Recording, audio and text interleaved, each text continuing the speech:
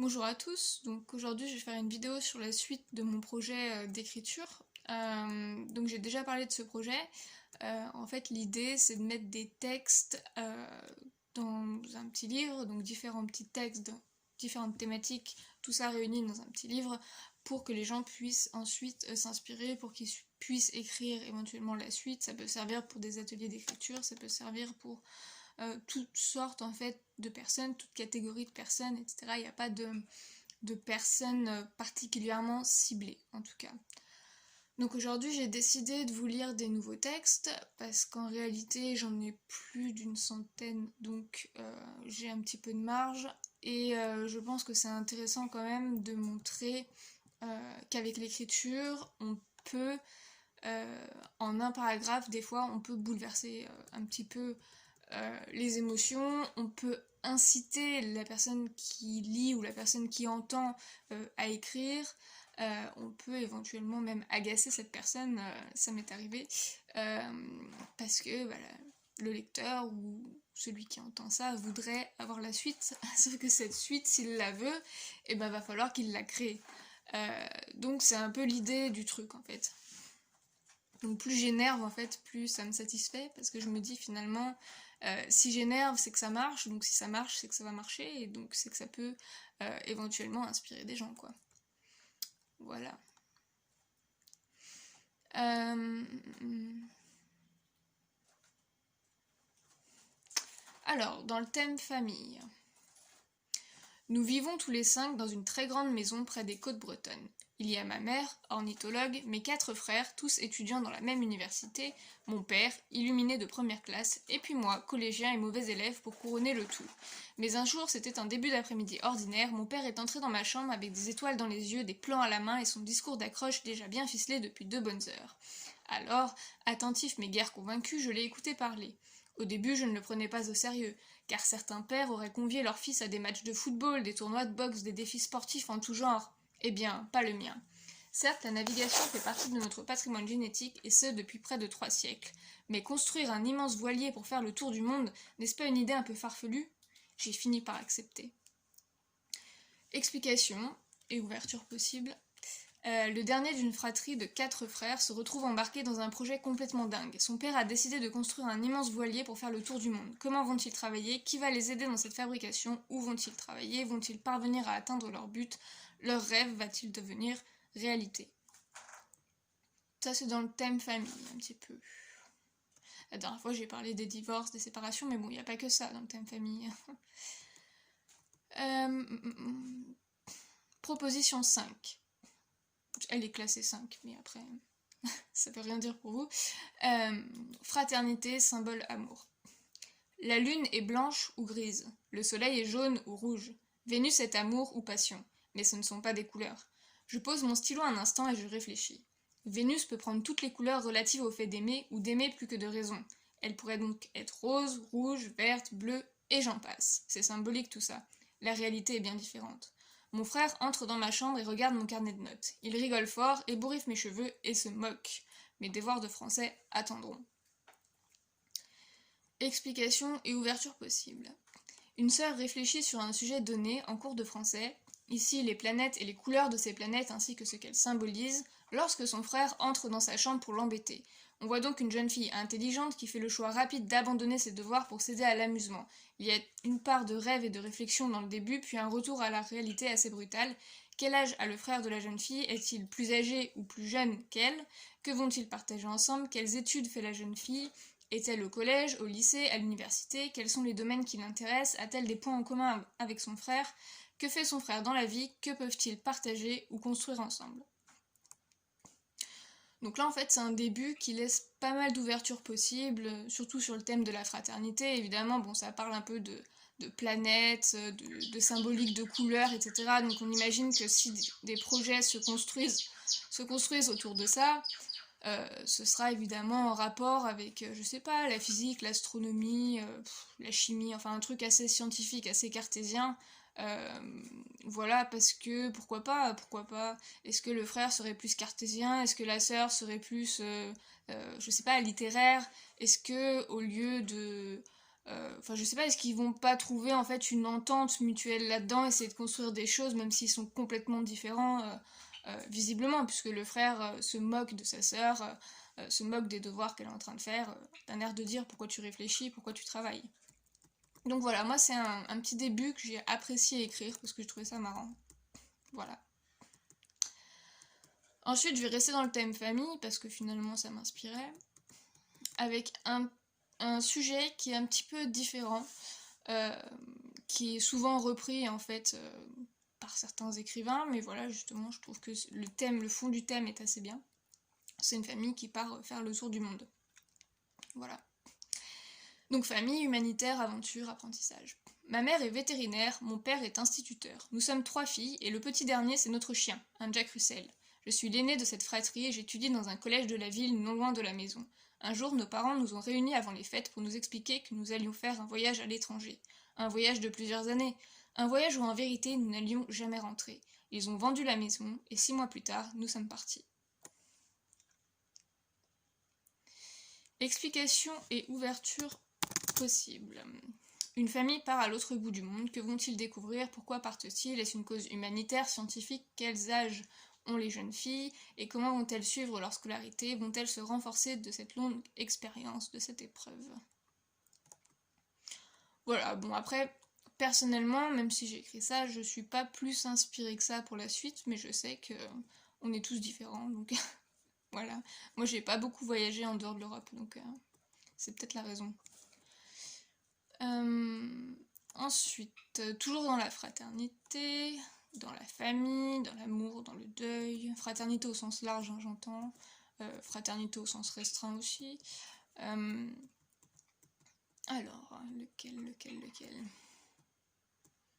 Ah, j'ai celui-là qui n'a rien à voir avec la fraternité d'ailleurs. Donc famille, héritage, nature. Pour les vacances d'été, notre grand-père nous a proposé de venir garder les abeilles avec lui. Les ruches sont bien habitées, dit-il, et cette année le miel sera parfait. Il a même passé commande pour un grand hôtel à abeilles que ma cousine et moi-même allons devoir fabriquer de nos mains. Bien sûr, il a du bois à foison et tout le matériel nécessaire à l'assemblage des pièces. En échange, nous aurons le droit de l'accompagner sur les marchés locaux pour vendre ses productions. Et peut-être même qu'il nous donnera un peu d'argent. Un grand-père, visiblement veuf, propose à ses 2 petites filles de venir passer leurs vacances chez lui pour qu'elles s'occupent des abeilles. Les 2 jeunes filles sont enthousiastes et ont quelques tâches à réaliser pour aider leur grand-père. Elles ne prennent pas cela comme un travail mais plutôt comme un jeu où potentiellement elles pourraient gagner de l'argent. Où vit le grand-père? Les cousines vont-elles réussir à construire cet abri pour abeilles avec l'argent qu'elles vont récolter? Que vont-elles choisir de faire? Comment va se dérouler leur quotidien de vie chez leur grand-père? Le vieil homme a-t-il des bêtes, du terrain, etc. etc. Voilà. Je vais pas lire tous les textes du thème famille parce qu'il y en a un paquet. Donc, thème 2, amitié. Je vais peut-être choisir un texte qui est assez psychologique, voilà, pour montrer que finalement j'ai un peu traité tout type de sujet, quoi. Donc amitié, psychologie, épreuve de vie. Il pense souvent que je ne connais pas la souffrance. Il croit encore que derrière mes sourires et mes éclats de rire ne se cache rien de suspect. Je le trouve bête, à dire vrai, aveugle sûrement. Peut-être est-il pris dans les mailles d'un terrible filet, le déni. Et c'est souvent qu'il s'approche de moi pour me taquiner, pour me tirer gentiment les cheveux ou planquer mes affaires dans des recoins improbables. Il veut me faire sourire, ça m'agace. Il veut m'aimer, il m'énerve. Mais je ne blâme pas l'inconscient qu'il est resté. Sans doute ai-je été plus de fois trahi ou malmené. Et jalousement d'ailleurs, j'envierais presque son innocence. Explication et ouverture possible. 2 amis, un garçon et une fille, sont en désaccord permanent. Ils pensent bien faire en agissant de façon idiote avec elle, elle qui ne dit rien mais qui est tout de même agacée de ce comportement. Il veut son bonheur, mais du bonheur, elle n'en veut tout simplement pas. Pour ouvrir le sujet, il faut se plonger dans la psychologie du personnage de cette jeune fille et de ce jeune garçon. On les devine jeunes dans leurs actions ou réactions. Quel est le passé de cette jeune fille qui semble avoir beaucoup souffert? Son ami est-il au courant de certains faits? Le dissimule-t-il? Ou bien est-il resté dans l'ignorance la plus totale? Quel débat pourrait-il y avoir un jour entre ces 2 amis? Une dispute, un événement marquant serait-il nécessaire à percer les abcès?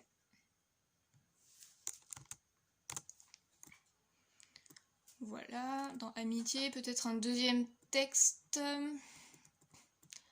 peut-être pas celui-ci, parce qu'il est assez traumatisant. Allez, pourquoi pas. Au sens large, on peut tout comprendre. Donc c'est un texte que j'ai écrit qui me tient à cœur. Donc thèmes principaux, amitié, accident, lien fort, reconstruction. Il rêvassait encore. Comme souvent, comme toujours, il n'a rien vu venir. Il s'est pris un camion. Un seul flash éblouissant avant les ténèbres. Il n'a pas crié, il n'a pas hurlé, il n'en a même pas eu le temps. Et il se rappelle encore le sang sur le goudron, le visage blême de son ami. Il a chaud, il a froid. Il souffre le martyre et le pilote d'un soir mélange réalité et rêve dans ce qu'il croit être ses derniers instants. Ses poumons sont faibles, son cœur se bat, il ne veut pas mourir. L'homme lutte contre la fatalité, pourtant le coma est déjà là. Long et lourd. La mort le tient, mais l'amour le berce. Et parce qu'il aime ce type, il doit se battre. L'amour peut-il sauver ? Il ouvre lentement les yeux. Cette question, il se la posera toute sa vie. Désolée si ma lecture est un peu enrouée. Un accidenté de la route ressent une amitié très forte dans les derniers instants de sa vie juste avant de tomber dans le coma. Il se fait pourtant une promesse, il se réveillera. Pour son ami, qu'il aime plus qu'un frère, la victime reviendra vivant des bas-fonds. Les questions que l'on peut se poser pour poursuivre ce récit seraient donc quel lien unit ces deux hommes ? Cette amitié que l'on devine pure et authentique va-t-elle être secouée par cet événement ? Si oui, de quelle sorte ? Y a-t-il de l'admiration de la part de l'un pour l'autre ? Comment, dans quel état va se réveiller la victime ? Que dira-t-elle à son réveil ? Est-ce que cette expérience va changer leur vision du monde ? Lors de son coma, la victime ne prend-elle pas conscience de la profondeur de ses sentiments envers son ami, et n'est-ce pas au final la plus belle déclaration d'amour que l'on puisse faire à quelqu'un ? Voilà, donc ça peut être deux jeunes qui rentrent de soirée par exemple. En fait, dans ce texte, ce qui est assez bien, c'est qu'on peut comprendre un peu différemment les choses pour en faire l'analyse. Il rêvassait encore, comme toujours, comme souvent, il n'a rien vu venir. Bon, en gros, c'est un garçon hein, qui rentre par exemple d'une soirée, il est peut-être fatigué, il a peut-être un peu bu, bon, bref, on sait pas. Il rentre dans un camion, parce qu'en même temps, c'est les plus gros accidents qu'on peut trouver, c'est ceux-là. Donc si j'avais écrit il rentre dans une barrière de sécurité, pourquoi pas, mais ça aurait peut-être moins marché. Et du coup, il voit un seul flash éblouissant avant les ténèbres. Donc il n'a pas le temps de crier, il n'a pas le temps de hurler, il n'a pas le temps de tout ça, mais il se rappelle le sang sur le goudron, le visage blême de son ami. Donc ce qu'on peut comprendre, là, c'est soit il se rappelle de son propre sang sur le goudron, soit il était en fait dans une voiture avec son ami, et il a vu son ami aussi dans cet accident. Donc peut-être que les deux ont eu un accident, ou alors lui seul a eu un accident et se souvient de son ami en se disant « mais attends, je suis en train de me voir à moitié mort, mais je me rappelle de mon ami ».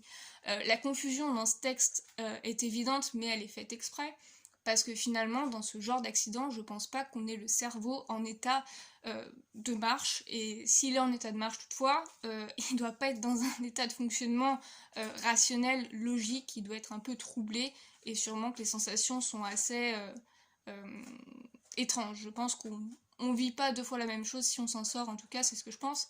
Et donc du coup, ce qui est intéressant dans ce texte, c'est aussi de prouver cette force de l'amitié. Là, ces deux garçons, ça aurait très bien pu être deux filles, en fait. Ça aurait pu être un garçon, une fille. En fait, ce qui est intéressant de voir là-dedans, c'est l'amitié qu'il y a malgré un accident. Là, c'est un accident de la route, ça pourrait être un accident de ski, ça pourrait être un accident de sport, un accident quotidien, un accident d'un ouvrier, par exemple, qui est en train de travailler, qui tombe d'un toit. Enfin, voilà. En fait, après un accident, comment dire, ouais, enfin, voilà, comment va évoluer une amitié très forte après un gros accident, en fait. C'est l'idée de cette proposition.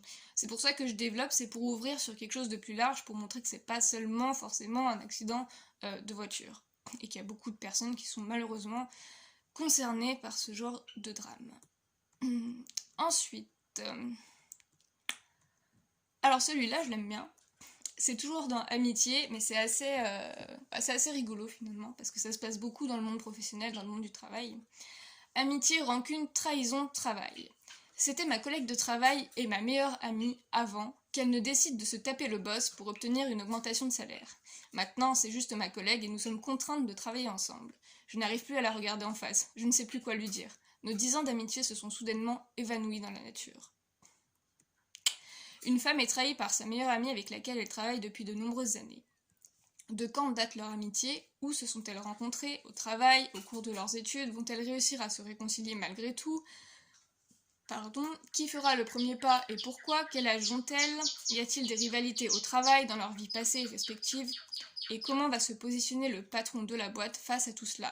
Est-ce qu'il existe un malaise évident de la part du patron? Est-ce qu'il va faire le choix de licencier l'une de ses employées? Va-t-il démissionner, obtenir une promotion, partir tout simplement, fuir en fait le conflit? Voilà, qu'est-ce qui va se passer? Là on peut tout imaginer, donc c'est pour ça que j'aime bien ce début. Alors dans l'amitié, j'en ai plein d'autres qui sont assez sympas. Parce qu'en fait, c'est toujours des amitiés atypiques, quoi. Ça peut être une personne âgée avec un jeune. Là, c'est le cas d'une personne âgée avec un jeune pharmacien, par exemple. Je vais peut-être pas lire ce texte. Ça peut être deux hommes d'un certain âge. Ça peut être une bande de copains. Bon, alors c'est pas des adolescents, du coup, parce que j'ai un thème adolescence aussi, mais une bande de jeunes de 18-19 ans qui décident de retaper une bagnole pour faire du tuning, etc., en cachette, parce que les parents doivent pas savoir. Donc j'ai écrit un texte là-dessus. En fait, c'est très très varié, amitié, et donc du coup, j'espère cibler un peu tout le monde.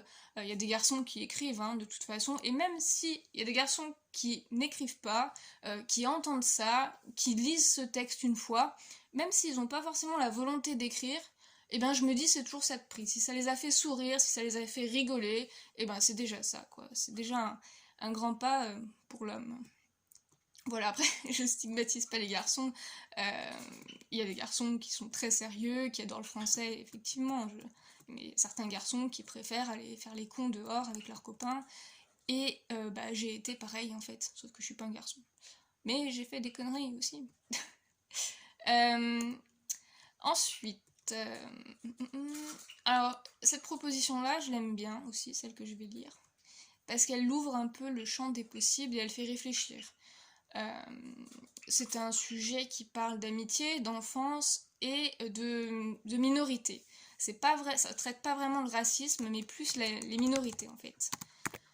Et donc du coup, je suis désolée pour mes oiseaux, ils sont toujours comme ça, même la nuit. Voilà. Clovis, c'est le seul black dans son école privée. Son père, ambassadeur d'un grand pays d'Afrique, a décidé que ce serait mieux pour son éducation. Mais en France, Clovis se lamente, ses terres lui manquent et les moqueries de ses camarades sont bien présentes. Florian, lui, c'est le seul blanc dans son école de quartier, au Ghana. Ses parents s'y sont installés il y a peu pour travailler. Rien ne prédestinait ces deux enfants à se rencontrer. Et pourtant, un jour c'est arrivé. Clovis et Florian ne se sont jamais quittés. Donc là, évidemment, j'ai écrit ce texte parce que bon, j'espère que certaines personnes avec peut-être un œil un peu avisé se rendront compte que Clovis, c'est déjà un prénom qui est quand même... c'était un roi de France, bon bref. Il y a quand même dans ce début, on voit quand même quelque chose qui est très présent. Ce serait qu'en gros, pour réussir socialement, quand on est black, il faudrait s'adapter au schéma français, ce qui, à mon avis, je pense c'est une grave erreur, c'est quelque chose quand même d'assez horrible que d'y penser, mais en tout cas c'est le début de ce texte. Ensuite, on voit Florian, lui c'est le seul blanc dans son école de quartier au Ghana. Bon, forcément, il est au Ghana, c'est le seul blanc, il est scolarisé dans une école au Ghana, à savoir que le niveau scolaire dans les écoles de quartier dans certains pays africains, et notamment au Ghana sont pas, le niveau scolaire est pas extrêmement élevé.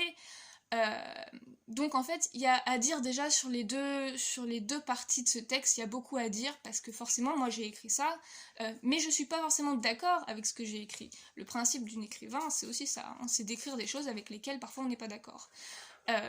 Et du coup, un jour, ces deux enfants, qui a priori n'ont rien en commun puisqu'ils vivent pas au même endroit, etc.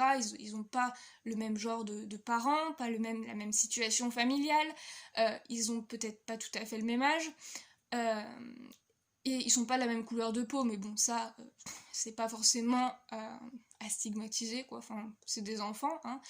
Et ben ces enfants qui a priori ont rien en commun vont être amenés à se rencontrer.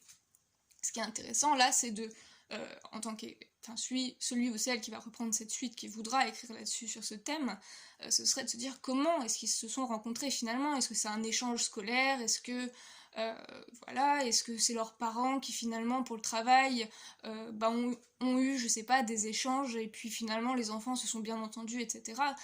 Voilà, c'est intéressant de développer le comment. Ces deux enfants qui a priori n'avaient rien en commun se sont rencontrés. Sauf que quand on réfléchit, on se rend compte que ces deux enfants, ils avaient tout en commun en réalité, puisqu'ils étaient tous les deux minoritaires dans leur situation. Voilà, et ça c'est important. Ils étaient minoritaires dans leur situation. C'est un texte qui parle, début de texte, qui parle de minorité. Clovis, il est minoritaire dans sa situation scolaire, et Florian, il est minoritaire aussi dans sa situation scolaire. Tous les deux sont peut-être un peu dérangés par ça, parce que forcément, quand on est minoritaire, on est peut-être toujours un petit peu dérangé. C'est même pas une question de racisme ou quoi que ce soit, c'est juste quand on est minoritaire, quand on est en minorité, les autres nous le font comprendre, généralement. Donc ce qui est intéressant là-dedans, quand on veut écrire la suite de ça, c'est vraiment de se poser les bonnes questions et de faire très attention, parce que c'est un sujet qui effectivement est très très très sensible. J'en ai conscience. C'est un sujet qui est sensible, donc voilà, faire attention à pas écrire n'importe quoi, et puis vraiment à réfléchir au sens des phrases. Voilà, c'est tout ce que j'ai à dire là-dessus. Ensuite, dans la thématique 3, adolescence, parce que là ça fait déjà 20 minutes que je parle, donc je vais essayer de faire un truc pas trop long. Thématique adolescence, j'en avais déjà lu plusieurs l'autre fois. Peut-être que j'en ai quelques-uns à lire encore qui pourraient être sympas.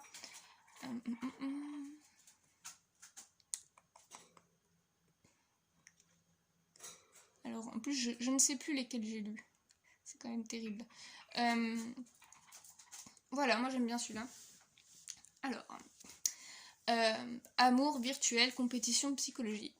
Je suis mordu d'elle, vous ne pouvez pas comprendre. Il faudrait que vous l'ayez vue de vos propres yeux pour vous laisser séduire par sa grâce, par ses superbes costumes, par sa vivacité d'esprit et aussi par sa rapidité d'action.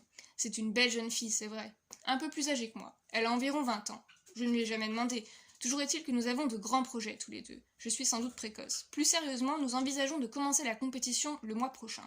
Ce sera un grand tournoi à l'autre bout du monde avec des prix décernés et des récompenses. En somme, un événement marquant dans la vie d'un jeune homme. Mais avant cela, m'a-t-elle dit qu'elle devrait s'entraîner davantage. Je vous laisse donc. J'ai allumé mon ordinateur. Je vais jouer. Explication et ouverture possible. Un adolescent passionné de jeux vidéo ne fait plus réellement la différence entre monde réel et fiction. Il est tombé sous le charme d'un personnage de son jeu incarné par une belle jeune fille. Il se prépare à un événement d'ampleur, un tournoi qui va se dérouler à l'autre bout de la France. À l'autre bout du monde, pardon. On peut donc supposer qu'il est très doué. Combien de temps passe-t-il à jouer? Que fait-il à l'école? Fait-il des études? A-t-il arrêté? Quel est son rêve quant à l'avenir? Que va-t-il se passer s'il gagne ou s'il perd ce tournoi? Va-t-il comprendre quand même qu'il est le seul responsable de ses actes, que son personnage pour lequel il s'est amouraché n'est en vérité qu'une simple création, du virtuel? En somme, ce garçon aimerait-il avoir une petite amie en chair et en os? Va-t-il rencontrer le véritable amour? Et si oui, comment?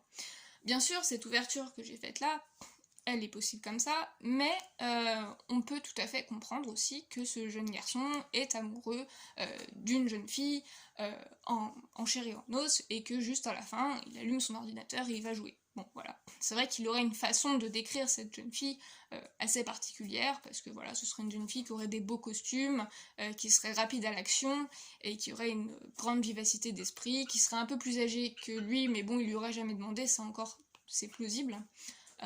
Voilà, et puis ils partiraient ensemble faire des compétitions à l'autre bout du monde, donc pourquoi pas ouvrir sur par exemple un jeune homme, un jeune danseur qui est totalement éperdument amoureux de sa partenaire. Moi j'ai fait cette ouverture parce que je voulais parler des jeux vidéo, mais on peut ouvrir sur autre chose, hein. Tout à fait. J'y pense en fait là. Parce que je parle et je pense en même temps, et oui, c'est compliqué. Je rigole. Voilà. Ensuite, moi j'ai fait celui-là aussi, au risque de choquer un peu certaines personnes.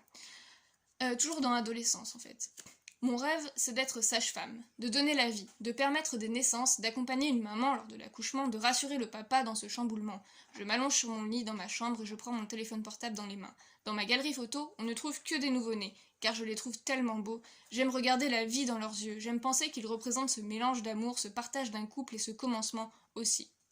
Ils sont blancs, métis, black. Ils ont les yeux bleus, les yeux verts, les yeux noirs. Soudain, mon père entre sans frapper. Il me demande si je suis prêt pour mon entraînement de football. Car oui, je joue dans l'équipe nationale en poste d'attaquant. Car oui, je n'ai que 17 ans. Et surtout et malheureusement, je suis un garçon. Un adolescent rêve de devenir sage-femme. Le père n'est visiblement pas au courant, peut-être rêve-t-il d'une toute autre carrière pour son enfant qui joue au football en national. Comment s'appelle cet adolescent? Osera-t-il réaliser son rêve? Quel va être son avenir? Sa famille sera-t-elle partante? Que dira la mère de ce projet? Sera-t-il victime de moqueries dans son cercle d'amis? Ou au sein de sa famille d'ailleurs. Et je pense que je vais lire un autre texte. Je vais faire une vidéo plus longue que la première parce qu'en fait j'ai beaucoup de matière. Mais c'est même pas un dixième de mon travail là. Donc si ça peut en inspirer certains en plus, c'est tout bénéfique pour les gens quoi. Parcours de vie. Parcours de vie, c'est donc un thème que j'ai qui est assez bouleversant, on va dire.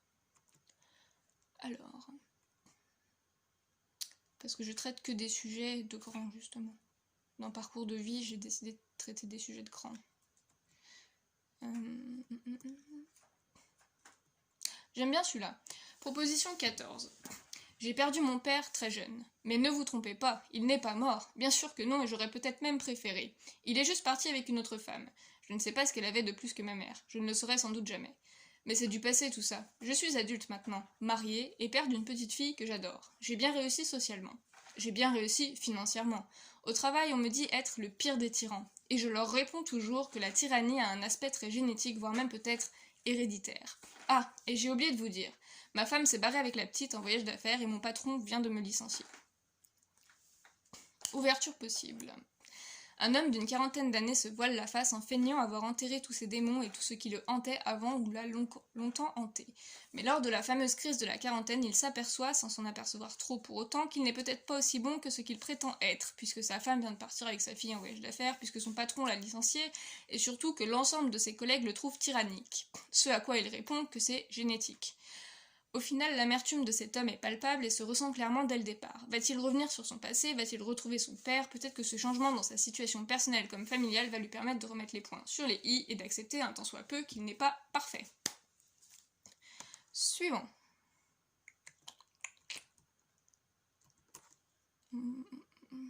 Suspense. On va passer au suspense parce que j'ai beaucoup de thèmes dans le suspense. Ah, celui-là j'aime bien le suspense. Proposition 4, thèmes principaux. Drogue, alcool, Angleterre, famille.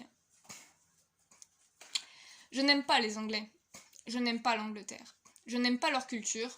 Leur optimisme me fait rire et pendant que je ricane, leur pays sombre fatalement dans la misère. Oui, cette misère sociale. Les problèmes des jeunes. De la drogue et de l'alcool à chaque coin de rue et qui déciment chaque année un peu plus pendant que la reine se pavane devant les médias avec de grands sourires au coin des lèvres.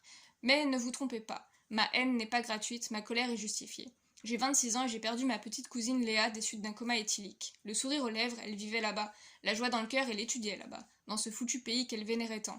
Un jour, un garçon l'a entraînée dans des plans de soirée peu catholiques. Depuis, je pleure tous les jours sa disparition. Explication et ouverture possible. Une jeune adulte se prend de rage pour un pays tout entier à cause d'un événement tragique qui est arrivé à un membre de sa famille en Angleterre. Elle pointe du doigt non pas la mort de sa petite cousine, mais les causes de cette mort, et soulève ainsi un réel fléau social anglais, la drogue, l'alcool chez les jeunes et l'ignorance du gouvernement face à ces problèmes-ci. La suite peut donc être celle-ci. La jeune femme va-t-elle décider de se rendre dans ce pays qu'elle haït, ou qu'elle hait, au choix, pour mener des campagnes de sensibilisation? Va-t-elle entreprendre de faire bouger les choses dans son pays, ou bien en Angleterre, ou alors à plus grande échelle, dans les pays les plus touchés? On peut aussi construire la suite de ce roman, de cette histoire, de ce récit sur un flashback qui reprendrait alors toutes les étapes de la vie de la jeune Léa jusqu'à ce tragique accident. La cousine peut aussi envisager de retrouver le garçon qui a causé la mort de Léa. Voilà, autant de suites possibles. Mais j'aime bien ce texte, parce qu'en fait, il soulève un réel problème social, et bon, j'ai mis l'Angleterre, ça aurait très bien pu être l'Allemagne, la Norvège, la Suède, enfin, tous ces pays-là qui ont l'alcool facile, en fait, et la drogue facile. Voilà, j'ai pris l'Angleterre parce que c'est le premier pays qui m'est venu en tête, et peut-être parce que, véritablement, j'ai un petit problème léger, c'est pas du racisme, avec la conception... comment dire, avec la conception qu'ont les Anglais de la vie. Voilà, c'est juste ça, en fait. C'est pas les Anglais eux-mêmes, c'est juste leur façon de voir les choses qui me sidère. Voilà, c'est tout, c'est une petite aparté, mais voilà, après, si des gens sont intéressés par ce texte, rien n'empêche en fait de changer le départ du texte. Évidemment, c'est aussi le principe du truc, de dire, je ne sais pas, je n'aime pas les Allemands, je n'aime pas l'Allemagne, je n'aime pas leur culture, leur optimisme, ils sont pas très optimistes les Allemands, enfin bref, de trouver en fait de trouver des caractéristiques différentes pour le pays choisi, etc., et de garder un peu la même trame, rien n'empêche ça. Voilà. Et donc je vais lire un dernier texte. Ah, celui-là, parce que je l'ai lu à ma meilleure amie, puis elle a bien aimé. Sur le suspense. Suspense, intrigue, disparition. Nous vivons à 10 minutes de marche de l'école, dans une belle et spacieuse maison d'architecte, d'ailleurs dessinée par Nolan, notre père. Notre mère, Lily, est journaliste dans une grosse boîte de revues scientifiques. Personnellement, j'accorde beaucoup d'importance à ses travaux. Peut-être aussi parce que j'ai 14 ans et qu'à cet âge-là, l'optimisme est omniprésent. Notre mère doit d'ailleurs et exceptionnellement rejoindre Nolan en ville ce soir. Ça y est, nous sommes arrivés. Nos parents ne sont pas encore là. Je sors mes clés et les enfonce brutalement dans la serrure. Il faut dire que le mécanisme est capricieux et qu'en plus il y a 3 clés pour les 3 verrous différents. Sans oublier l'alarme, les caméras de vidéosurveillance et notre gros chien de garde Squall qui protège la demeure depuis le jardin clôturé. Nous rentrons. Je me hâte aux toilettes pendant que ma sœur s'active dans la salle de bain. Puis l'heure passe, la soirée tout entière. Nos parents ont du retard, mais ça arrive souvent ces derniers temps. Alors je prépare le repas. Des patates au four et un bon poulet fermier aspergé de citron. La table est dressée, je meurs de faim, et il est minuit passé lorsque l'estomac creux, je monte enfin dans ma chambre. Là, j'allume mon ordinateur portable, et après 10 minutes de recherche, je tombe sur cet article ô combien bouleversant. Explication et ouverture possible. Les parents de cette famille ont subitement disparu un soir. Que dit l'article? Comment va réagir la grande sœur à la lecture de cet article? Annonce-t-il une catastrophe, une prise d'otage, une disparition inquiétante? La mère, journaliste de métier, a-t-elle laissé un message codé à ses enfants dans son dernier article? Pourquoi la maison est-elle autant sécurisée? Que va-t-il se passer pour ses 2 sœurs et leur chien, Squall? Voilà, je vais m'arrêter là pour les propositions que j'ai faites. Il me reste un thème que j'ai pas traité en fait, c'est le sport. Je vais peut-être en lire un sur le sport et après je vais arrêter.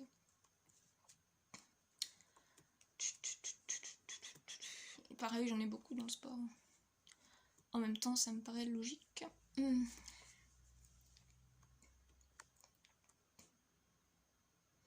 J'ai un texte qui est assez philosophique sur le sport finalement.